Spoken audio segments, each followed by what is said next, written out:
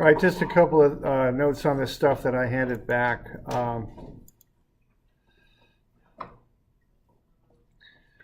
Here's this one. This is 710. So when you see these, I know that's not the best. Let me come out here a little bit. Try 150%. Will this work? Nah, it's not going to work.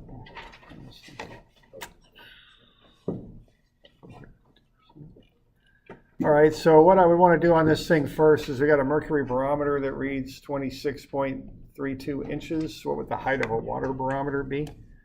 All right, so what I'm doing there, I know that a full mercury barometer is 30 inches. So if I take 26.32 over 30, I'll get the percentage that 26.32 inches takes up, which is about 87.7. Now a barometer reads from bottom to top. Okay, so we're down here reading up. So the bottom side there, the scale is 87.7%, and the top is 12.3%. So after that, it becomes a matter of knowing where the zero is for the different readings. So the PSIA, what that does, that's absolute pressure. That starts at zero down here and goes up. So that's going to be 87.7%. Whereas the PSIG, which is gauge pressure, starts at zero for atmospheric and reads it down. Okay. So this is atmospheric pressure right here at the top. And then down at the bottom is a complete lack of pressure, which you might call a complete vacuum. Okay. So that's what's going on there. So once you get those percentages figured out, you just apply them to the different heights. So what all do we want to know? Oh, water barometer too. So a water barometer starts at the bottom and goes up. Barometers start at zero for a vacuum and read up. So there you go. So what you do is you just take the corresponding heights, 14.7 for PSI, 34 feet for water, and multiply them by the percentages. Okay. So that's how that will go.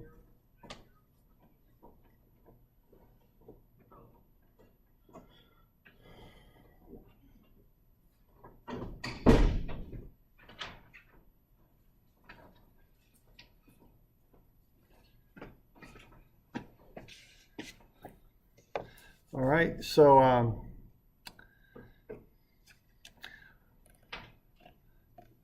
so that's the deal with this. We got any questions on this?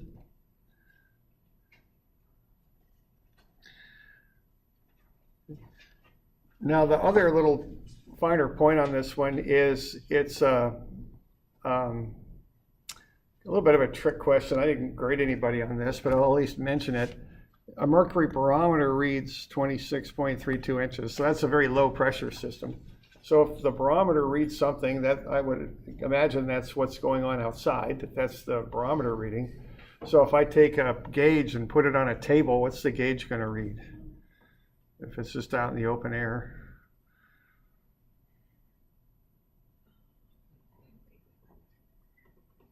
I just take a gauge, regardless, I don't care, you know, high pressure systems are usually clear and bright. In the winter they get cold, although it doesn't really get too cold around here, but, you know, and in the summer they get hot, right? That's high pressure. You know, I'm from Alaska. I remember when the stars are really bright out there at night, it's often getting cold in the winter, and you can see that. Now a low pressure system is when the clouds come in usually. Okay, so regardless of the pressure system, if you take a gauge outside and don't attach it to anything and put it on the table, what does it read? It reads zero. Okay, so what's the proper, the actual answer to this one? I was kind of looking for the one that most of you got was negative 1.8, but the true answer would be zero, because if the barometer reads what it reads, the gauge is going to read zero. Okay. Now, I didn't grade anybody on that, and I wouldn't do that, but all the same, that is the actual probably best answer to that question, the way it's worded. But don't hang up on that. I just thought I'd mention it. Okay. All right. So we good on doing these charts and the percentages and all that good stuff? Okay. All right. All right, then the other one here was the, I think converting that gauge over. What you'd want to do on this one is you want to find the pressure that's associated with a given height of water is what you want to do. So what you got there, you got 3.86 feet by 3 feet. That's the area. And then you're given that the gauge is, let's say, reading 2 psi. Well, let's start with the area there. Okay, when you run those numbers, you can get the area of the tank.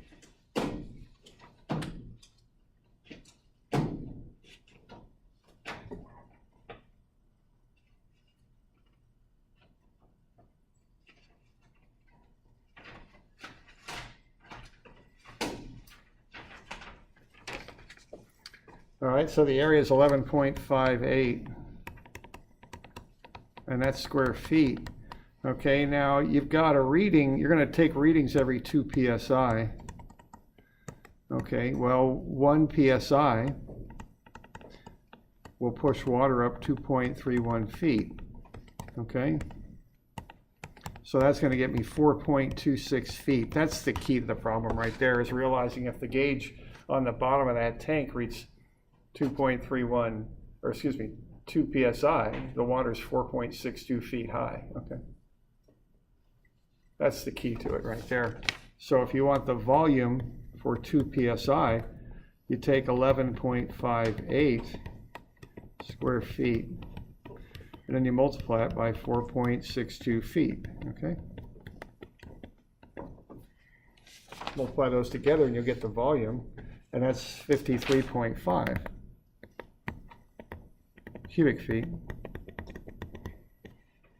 And then you got 53.5 cubic feet. And you know that 1 cubic foot is 7.48 gallons, okay? And so that equals, whatever the heck it is, 400 gallons, okay? So every 2 psi is equivalent to 400 gallons of water, because a height of 4.62 feet in that area gets you 400 gallons, okay? So that's how that works. So when you redo the face of the gauge, you're going to make this 400 gallons, 800, because that's 4 feet, or 4 psi, twice 2. 3 times 2 will get you 1,200. 3 times 2 will, or 4 times, I'm sorry, 3 times 400 gallons will get you 1,200 gallons. 4 times 400 gallons will get you 1,600. Okay. Y'all okay with that business there? Okay.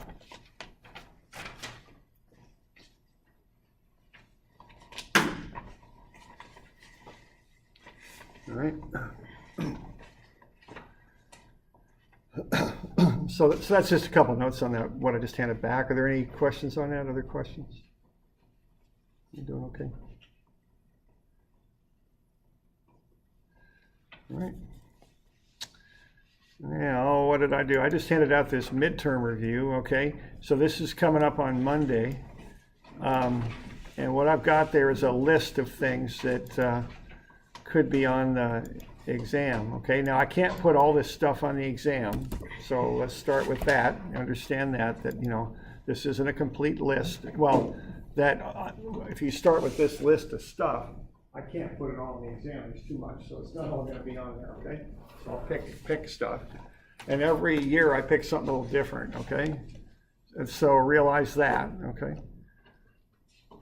So, all right, so in the chapter 6, we did volumes and weights, and then density, which is weight over volume, and specific gravity, which is density of what you've got divided by the density normally of water, which is 62.4. That's right on your formula sheet. Okay. So that's kind of a starting point there. Okay. Now those are the calculations that we did. Now there's also just a couple concepts in there that I want you to know about. The first one is viscosity, and that's basically how sticky and thick a fluid is. So when I think of a fluid that has a high viscosity, I normally think of honey. Okay, it's a lot thicker than water, and it's sticky, right? So that's what I think about with viscosity. And then vapor pressure occurs above a fluid when the water is warmed up to some degree. The atoms start bouncing around, kind of like BBs flying around up above the fluid, and they cause a pressure. So what happens when the temperature goes up is that vapor pressure goes up because the atoms got more energy on account of the heat. What happens when the temperature goes up to viscosity is it goes down. You know, if you heat up honey, it pours a lot quicker and easier than if it's cold, all right? So the viscosity and vapor pressure, just know what they are. There's no calculations involved with those. All right. Now, does anybody need a formula sheet? It's not a bad idea to look it over and kind of know what I got on it and where it is. I handed that out at one point. It's blue. I got some extras if anybody wants one. You know, just have a look at it, you know, before you come into the test. Okay. So you know where stuff's at and how it's presented and all that. Because that's what I'll give you on the test, is that formula sheet, okay? All right. Now the second chapter is pressure. So pressure is force over area. Okay, we got that concept that pressure and depth are related. 1 foot of water is 0.433 psi. 1 psi is 2.31 feet of water. And it's that simple, even though, you know, any shaped container, any connection in the water will get you that relationship. So that will occur in Crater Lake, and it will also occur in the pores of soil behind a retaining wall, if all the pores are connected, okay? So as long as the water is connected at that depth, that relationship holds, right? Okay. So don't. And when people have problems with that, it's because they make it too hard. Okay, make it easy. Depth, pressure, that's it. Okay. Those conversions are on the formula sheet. Okay, we got atmospheric pressure, which is the pressure around us caused by the weight of the atmosphere bearing down on us. We've got gauge pressure, absolute pressure, and then we got all these vacuum calculations with those charts, okay? Like we just went over one, okay? So be able to do one of those. Pressure head is just the idea of pressure that builds up on account of height of water. Okay, then we did a couple kind of applications. We did stuff on well depth. You should have piezometers and manometers. A piezometer is just a tube that sticks straight up, where you use that height to pressure relationship. A manometer is usually a U-type shape that connects two pipes, getting to be a very old school type measuring device, but you know, I might give you something on that. So a manometer there, we show kind of a cross section. We got the two pipes, and then we got usually a U-tube is how these things are put together, that connect the two pipes together, and then you put something heavy in there. And the something heavy used to be mercury. They do that around wastewater. They figure a little contact with mercury. I don't know. They didn't get too worried about that. They certainly would have used that in a water plant, you know, obviously. Okay, so that's a manometer. Okay, then we got chapter 8 where force is weight. Okay, force is pressure times area. So if you just want to find the force under a tank of water, you calculate the weight of the water. That's about it. But if you want sideways force, usually you take pressure times area. Find the average pressure, multiply it by the area. Watch your units, okay? You generally need that area in square inches, okay? All right. Then we had 3 special applications: hydraulic jacks, buoyancy, thrust blocks. Okay. So that's kind of what I could pick from. Now I'll tell you straight up what I'm going to pick, okay? At least part of it. Now, not all of it, but part of it. There'll definitely be density on there, and there'll be specific gravity. There'll be something with this pressure to depth relationship, for sure. There'll be some sort of application. Let's see, pressure to depth. And then the, whoops. And then this force is pressure times area. I mean, that's always on every test because that's the central ideas right there, okay? So, so just understand that those will be there, okay? For sure. And then I'll kind of pick from the other topics. I can't do them all, so I'll pick some of them, okay? So that's how that'll go. Now, I've got some old test questions on here. I don't want to make this some big guessing game or mystery or anything. That's not quite what I'm trying to accomplish here. So you've got a page there, and it just has some old test problems. Those are right off of my tests. That's what they look like, okay? So I just draw them up in AutoCAD, and they look something like that. So what I got there under the top, I got a couple short answer kind of problems, kind of what you might call conceptual. So we're going to see who could use the longest straw to drink juice. Who's going to win? Person on the beach in Samoa, person at LBCC, or a person in the Himalaya mountains, okay? So you can think about that, and we could talk about it more on Friday, okay? And then we got a bunch of hydraulic jacks there. Which jack would exert the largest force? Which jack would move the farthest? So if we're pushing down over here, so the force that's causing all this stuff is over here, and those B, C, and D are all going to push up, and they're all going to move a little bit. Which one's going to exert the largest force then? Which one would move the farthest? Okay? So just a couple conceptual kind of questions. All right. Okay, then find the pressure in the pipe. The fluid has a specific gravity of 1.21. That's that pressure to depth relationship that I said for sure will be on this test. It was on an old one here too, okay? So just connect pressure to depth. You got specific gravity in there too, don't you? Okay. There's a little bit of a vacuum kind of problem there, okay? Using that chart. Now on that formula sheet, I got a chart there for you, okay? It's right on there, on the left, so it's there for your use.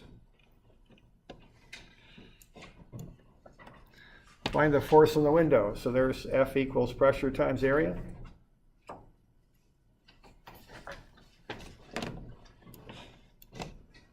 Here's a manometer problem. Find the pressure difference between the two pipes.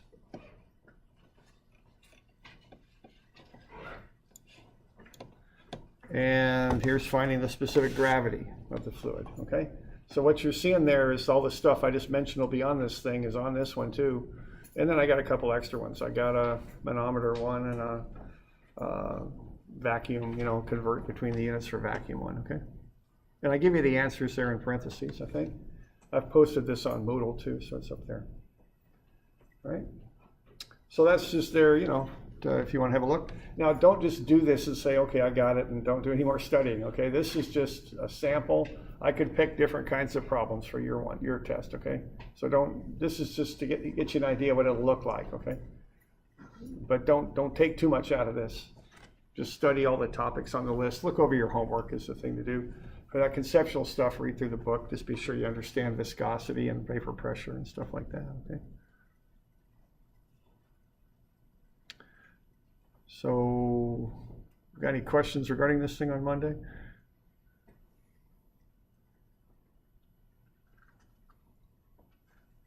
Yeah. So the formula sheet, you can use that when we take the test? I'll give you a new one. Oh. Okay. All right. So yeah, I'll get you a new formula sheet. So you want to be looking that over and be sure you know where the stuff's at. It's on the left primarily for what we've gone through so far.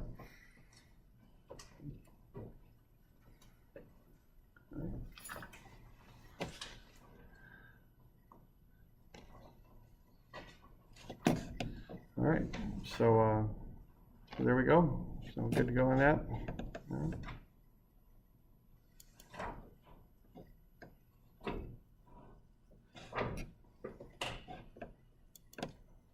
All right, now I'll go over that. I'll answer anything you want on Friday on that, okay? So look at it between now and Friday. And if you got any questions on it, that review, I'll take them on Friday, and whatever you want to look at, we can look at on Friday regarding that, okay? Will Friday session be on Yeah, just like normal, I'll record it. You know, if you're not gonna be here, if you got a question, you can email me or whatever, you know, it'll be fine. Okay. All right. And then the test will be on Monday.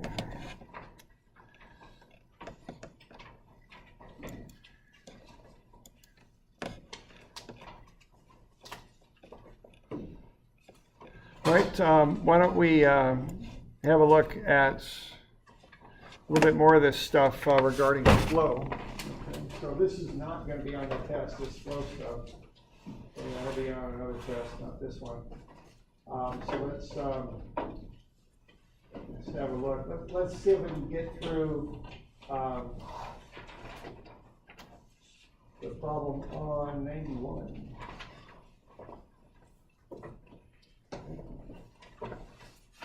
So what we've got there is a nozzle, and we want to figure out what's happening with this nozzle. So how about getting the areas on either side?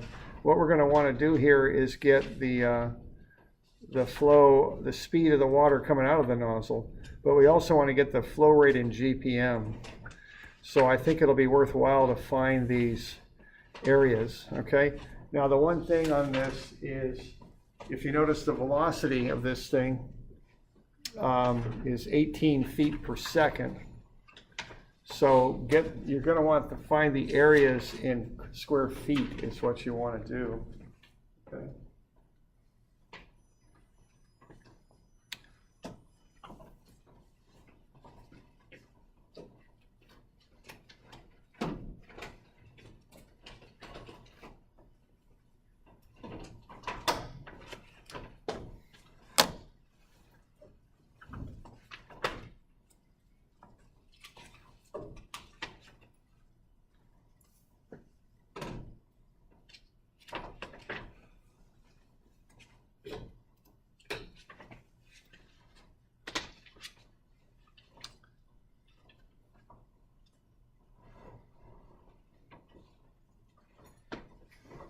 Okay, so when I see these things, I get the areas on both sides is what I do.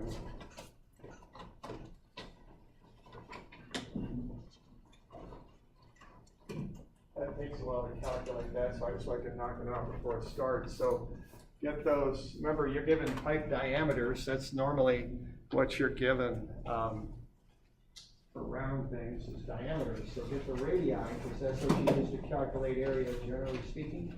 And then once you've got the radii, find the area. So you want the radius in inches, go to radius in foot, and then from there go to area in square feet for both sides. So I start with that.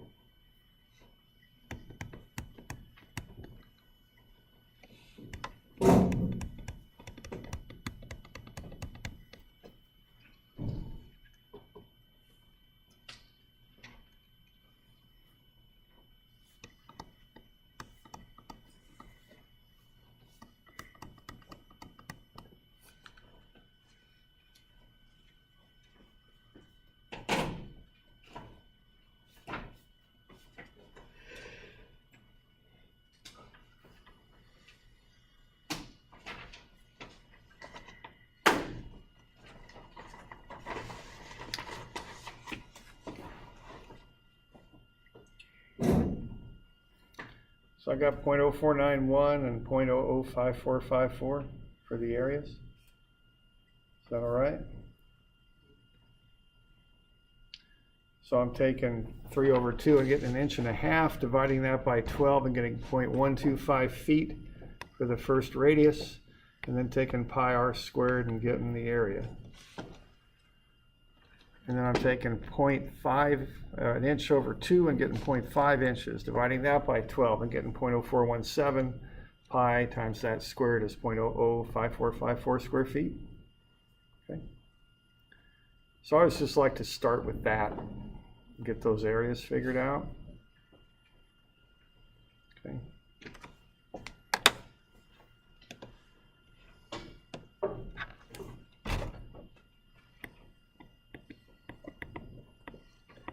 The next thing to do there is to find the flow rate, and that'll be coming in, okay, because you've got the velocity coming in on the 3-inch side, so those subscripts there are in, meaning on the inside. So this is what I'm calling in, and over here I'll call out, okay.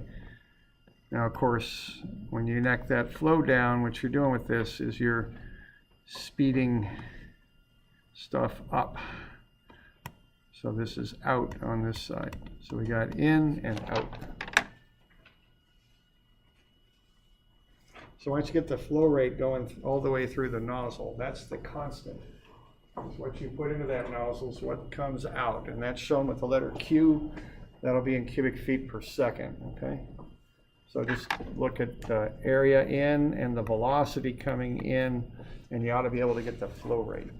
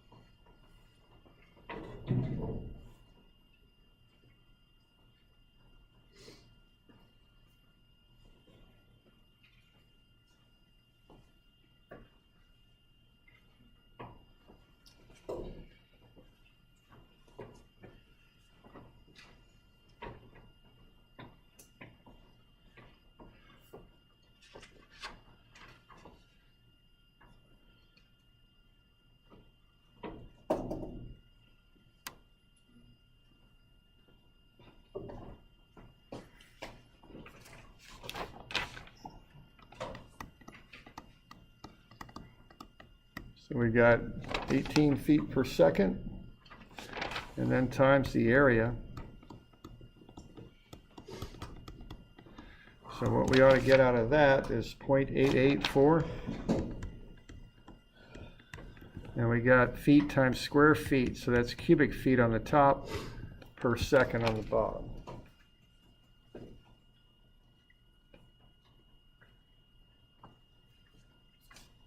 So that's what's flowing through this nozzle.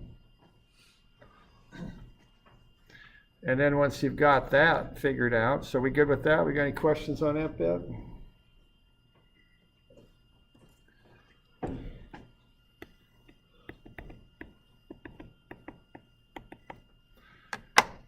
Then on the back side, you take that flow rate, you divide it by the area out, and that'll get you how fast the water has to go to get out of that nozzle on the outside. Okay.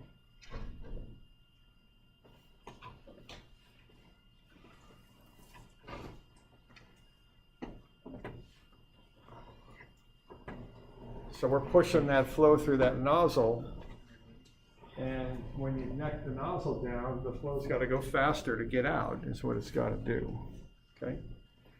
It's a constant flow rate that you're pushing through it, so it's got to speed up coming out of the little nozzle. That's the deal.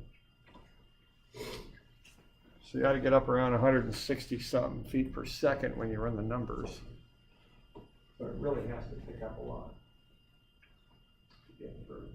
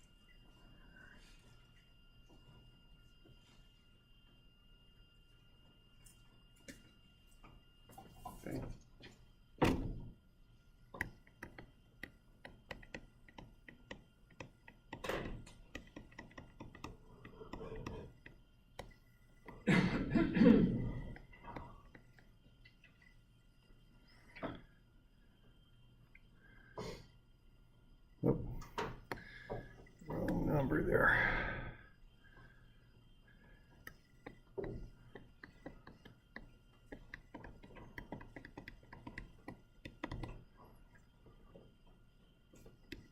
We got 162.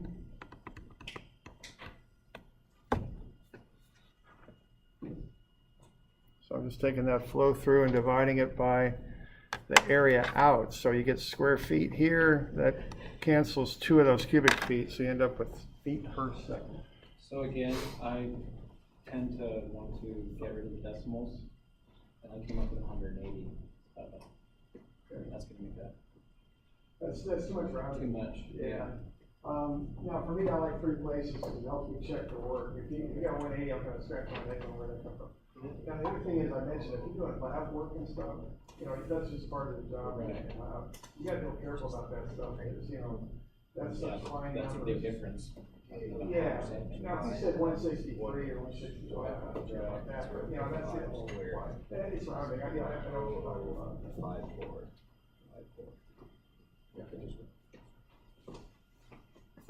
It's just rounding, but all the same, you know, we gotta, I like 3 places because it makes everything a little easier for me.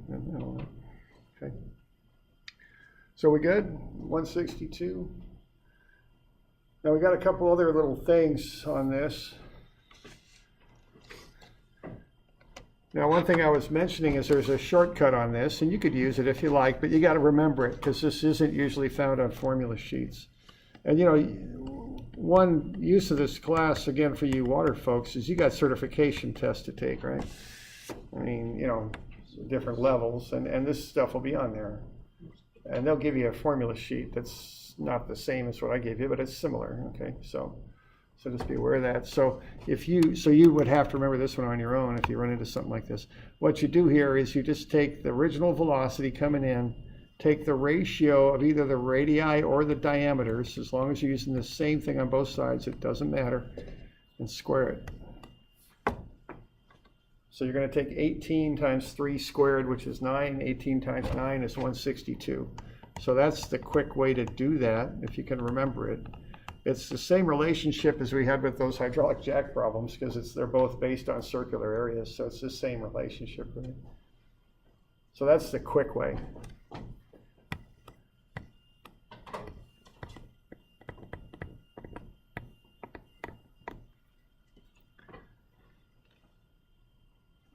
Okay. So that's one thing on that.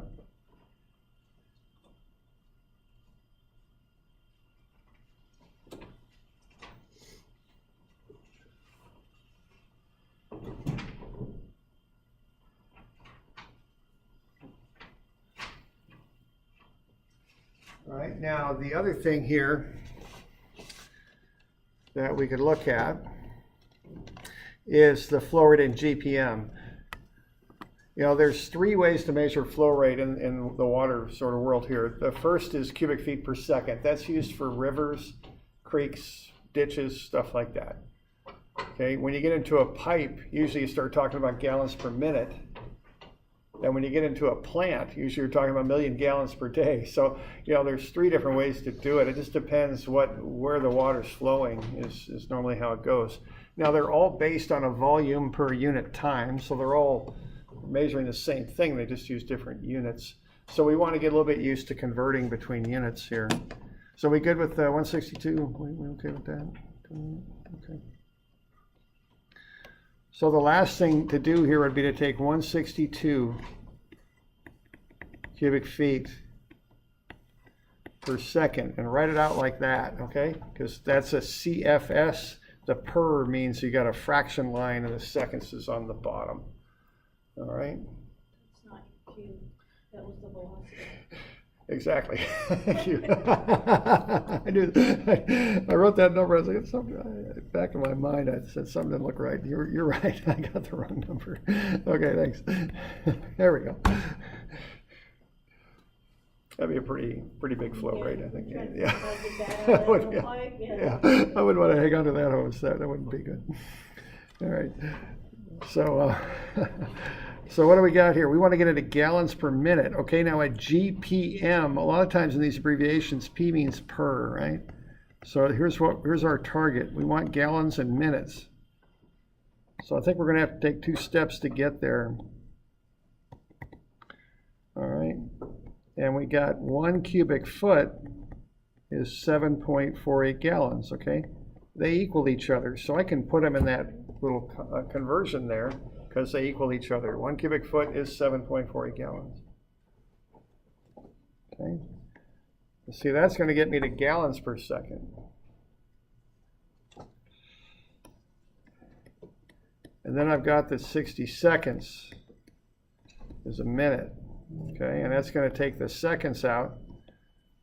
So that's going to get me to gallons per minute. It'll be a higher number. And it should be somewhere in the order of 397. Okay, so that's GPM, gallons per minute.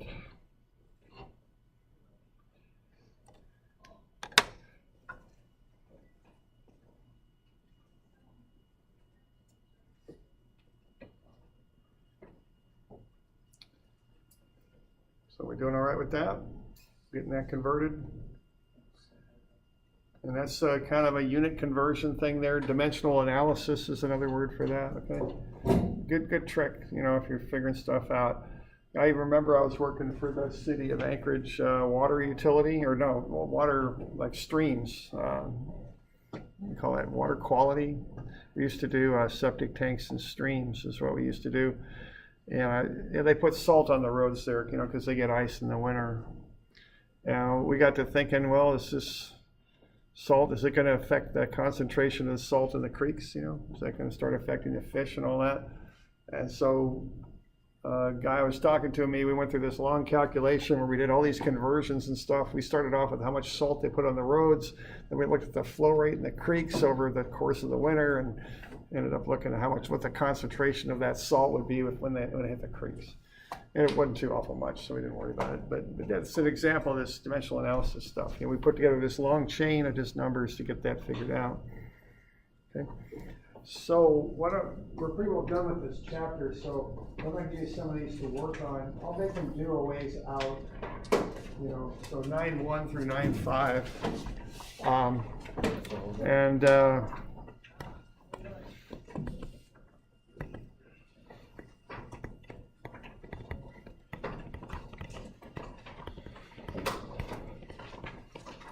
All right, now here's what's going through my mind. I don't want to give it to you before the test because it's not on the test, and you got enough, you know, to be looking at this stuff for the test. So we got to cover it, but we can't cover it on Monday, so we got to cover it on Wednesday. So that means it would be due Friday, but half of you aren't here on Friday, so it's going to be due a ways out. So a week from Monday, so 15, 20, is that the 29th? I think. But you know, just kind of get on it while it's fresh, but you don't have to turn it in till then. You could turn it in before if you want, okay? But that's not this Monday, it's the following Monday, okay?